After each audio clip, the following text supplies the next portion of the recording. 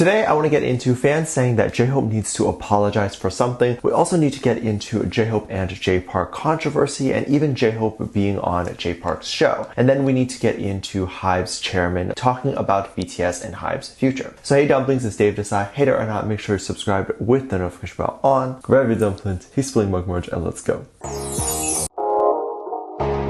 HYBE has been making a lot of headlines, and I think a lot of that has to do with their very aggressive growth and just the newfound interest with the K-pop space. Recently, the chairman Bang PD actually came out to talk about their experience working with HYBE, the expansion, new groups, and BTS. He spoke with CNN to talk about how he feels about the K-pop industry and even the feelings about taking over SM Entertainment. When asked, Bang PD replied that he does not wish to take over or monopolize the entire industry, but hopes to take over SM in hopes of further expanding K-pop. Bang PD brought up an interesting point to reveal that the expansion of K-pop has been slowly flatlining and not growing how he feels it should. Bang PD talks about the notice of Afrobeats and Latin music to be having huge growth while noticing an opposite effect with K-pop. Of course, since he has access to all these numbers and labels, I actually would be more inclined to believe him there. Something that Bang PD talked about that was a bit controversial was that he actually does not believe that is entirely due to BTS going to the military service and doesn't believe that the numbers will go back up once the members come back. He continues to say that the concern over the expansion of K-pop in the next few years is exactly why he and HYBE have tried very hard to expand very aggressively, by trying to take over not only Korean labels, but have taken over American ones as well. Bang PD also in the interview talks about his relationship with BTS and what that is like. Bang mentioned that he acted as a brother, mentor, producer, and all of the above with BTS, and that BTS would likely agree with that relationship. This is not surprising, as Bang PD was the first person to have fully worked with BTS and fully believed in BTS when they were just starting out. Bang PD was the only one who put his own time and money into the boys and really pushed them to what they are now. There is no doubt that Bang PD, when they were first breaking into the industry, was going to be a bit hard on BTS. This is a given, this is expected since they were so new, but the internet has taken what HYBE and Big Hit have done and what they think other labels have done to make it seem like HYBE has added all this unnecessary pressure to BTS still, and unnecessary pressure to the newer groups in the company. Bang PD had addressed this concern to say that Western artists also have stress as well, and it's really no different from each other in 2023. When asked what Bang PD's relationship is with the newer groups in the label, Bang PD responded that the new relationships are very free. He no longer acts like a friend that gets involved in the artist's personal life, nor does he feel like those newer artists want him involved in their personal life. And this is very refreshing to hear, and to hear that K-pop is taking a more relaxed approach to their artists. What is interesting to me here is this idea that I almost feel like the added stress is what makes these artists so well loved in K-pop. When you hear an artist work so hard until they faint, the K-pop fandom almost admires that, to say that they need to support them because they worked so hard. So I'm wondering what the future of K-pop would be if it were to be more relaxed and similar to Western artists. Would the music and style sound the same? Because then, aside from language, what separates the two art? Typically, it was the intense training the K-pop idols go through, but regardless, I think the life of an idol is already extremely stressful, and on top of that, they often have to deal with the public backlash. I think when looking at an artist overseas, there definitely needs to be a sense of understanding and not looking at things through a different lens. I am going to be talking about Black culture and some of the racism that Black people get being in the K-pop fandom. So trigger warning if this is triggering to you. A little history behind racism from what I know. Racism is determined by historical context. If a certain group of people were marginalized in this specific area for being a specific race, then anything that resembles that history will be seen as racist. So with that idea, it can be quite difficult for someone of a different race and different culture to know that something is wrong or not okay. And what may be seen as racist in a certain area because of the history in that area may not be seen as racist in another area because the racism didn't exist or was not as prominent historically over there. So what am I talking about and what happened? Let me give some context and then I'll explain how it applies to today's news. A little while ago, JHope and Becky G did a song together called Chicken Noodle Soup. The song was very fun and silly, and it was immediately a hit. The song was really supposed to be an anthem that broke down barriers too. The song was in English, Korean, and Spanish, and might be one of the first songs ever that was in 3 languages. However, apparently for the cover art and video, JHope was seen to be wearing what appears like dreads. But since JHope is rapping and the music is more urban, it made it appear like he was culturally appropriating Black people. This got a lot of backlash, and there even became a change.org .org petition over this to ask JHope to apologize or do something about it. The petition never really got much attention, but a lot of news articles did even end up talking about the situation and the uproar online. And many of the people signing the petition even decided to leave comments to say that they actually don't agree with the things being said in the petition. But whether or not you do, I will let you decide. This can be a real touchy issue, and as I touched upon before, what may be seen as more obviously offensive in America or for Western audiences may not be seen as a big deal or even a deal in Korea. They may not understand the idea that someone culturally appropriating could mean all these racial things, but simply sees the hair as hair and feels like it's a way to send homage. Again, that is just a theory and a perspective. Racism is very much also about intent, and if the person has any hatred or ill will for the specific race, which I do not believe JHope has ever had. So how does this apply to today? Well, JHope was recently announced to be participating in Jay Park's Sunday show called The Seasons. This is Jay Park's variety show, and it broke the internet that JHope was going to be a part of something that Jay Park was in. A little while ago, when Jungkook was just seen in the studio with Jay Park, there was a bunch of Twitter trend attacking, and people were saying that they would no longer support Jungkook anymore. A bunch of people are calling Jungkook racist, and a lot of people feel like Jay Park is racist. People claim that if Jungkook hangs out with racist people, then he must be racist himself. Strangely enough, a lot of people saying those comments were clearly not BTS fans and were definitely not Jungkook fans. ARMYs began getting really upset when they noticed that the bulk of comments talking about JHope appearing on the show actually had nothing to do with not supporting JHope anymore. But the comments were saying that they will support JHope even if they don't like Jay Park, meaning they will watch the variety show just for JHope. This is obviously very different from the situation with Jungkook and the terrible comments about not standing him anymore. Apologize to Jungkook actually ended up trending, and people were asking the ARMYs who are treating JHope kindly to treat Jungkook the same. JHope tends to have very sweet supporters, and they usually aren't as loud as Jungkook supporters. There's pros and cons to this, obviously. If you're a very loud supporter, you can also tend to flip and flop a lot, meaning either you very passionately love the person, and because you do, with just a slight mistake that the idol could make, you suddenly hate the idol. And each member has their own variation of these types of fans. Of course, there definitely were still comments claiming that JHope was racist because they thought that Jay Park was. However, Jay Park has a history of being called those things. I don't think he truly hates any race or any person. I think we've seen things get taken out of context, even with JHope's collaborator Crush, and how people thought that he was racist. And then it turned out to be a misunderstanding, and it simply was not what everyone thought. When the evidence to prove Crush innocent came out, it was quite shocking how a narrative of racism could get that big. I mean, Crush was literally losing supporters, and then JHope was losing supporters for liking Crush's apology and even siding with him. So it just goes to show that we often don't know what happens behind the scenes. We 99% of the time seem to interpret things wrong, and all I can say is that we can try to be understanding of other human beings who make mistakes. We also trust that our artists are kind and good people. And I also hate this idea that when people say, oh, I can't believe I supported him and I thought he was so great, but then now suddenly they're not who you think they are. Because when you support them, there's a big chance they were the person who they said they were, and something happened which changed them. However, JHope has literally reached his success, and he is in the sky right now. If he were to change, he would have already. He is not changing, and there is no hate in his heart. People were protesting now that JHope also should be removed from Jay Park's show, saying that that would be best. However, I think Jay Park is fine, and JHope can literally work with whoever he wants. The fact that he is even agreeing or would do the show would imply that he does not care about what all the people say online, and that JHope knows that Jay Park's heart is good. And I think that is actually JHope's statement, and he doesn't even need to verbally say one. How do you feel about JHope's older situation and even the newer one with Jay Park? Will you be supporting? And how do you feel about Bang PD talking about his relationship with the newer idols to say that he will no longer be trying to be friends with all of them? Let me know what you think. Make sure you check out my Patreon for more videos, link down below. Thanks for this lovely comment right here.